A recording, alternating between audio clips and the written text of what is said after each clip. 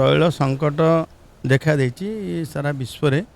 भारत रे मध्य भारत सबुठ बड़ आबादीर देश ताकू ओडिशा से परिप्रेक्षी मध्य जो भाई आपको रक्षा पाए एथुरु आम मुकुलिबा आर समाधान बाट जे आम समस्ते मितवितर कथा समस्त कहुई कम रु कम सरकारी स्तर में तेल कम खर्च हम ताकू नहीं एसओपी जारी हो सारी मार्गदर्शिका जारी हो सारी एवं एपट रहा कौन सी गाड़ी बस को बस ऑनरेशन ट्रक ऑनरेशन समस्त डाक आम कथा सारी एवं चीफ सेक्रेटरी डाक कथा सारी आईओसी तार चीफ जनरल मैनेजर तार नोडाल अफसर अच्छा सब आईओसी बीपीसी एचपीसी जैसे प्राइवेट समस्त डाक किए आउ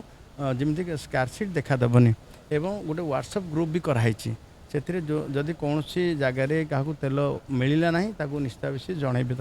ये आम गोटे समाधान बाट करमती ओडिशा रे 4000 केएल पेट्रोल थिला 11,000 केएल तार डीजेल थिला ताकू आवश्यक दृष्टि आउ टे बढ़ेगी 21% तार डीजेल रे पेट्रोल रे बढ़े 22% ताकू डीजेल रे बढ़ी एवं जेते जेते आमे अधिक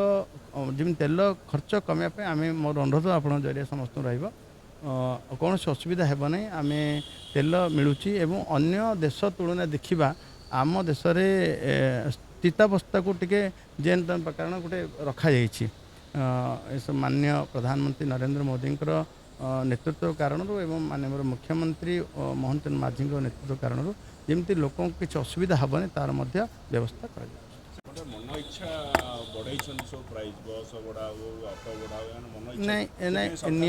नियम भी ना नियम जिते जिते बस बढ़ा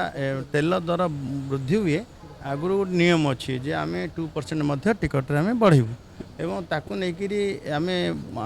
चेष्टा भी करूँ जे बस ऑनरेशन तांकर दाबी थिला से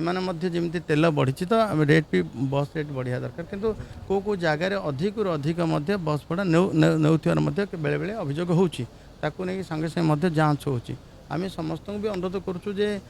ए समय ये गोटे गोटे प्रकार संकट समय ए समय संकट को आखि आगे रखी किए जमी अधिक चढ़ा दर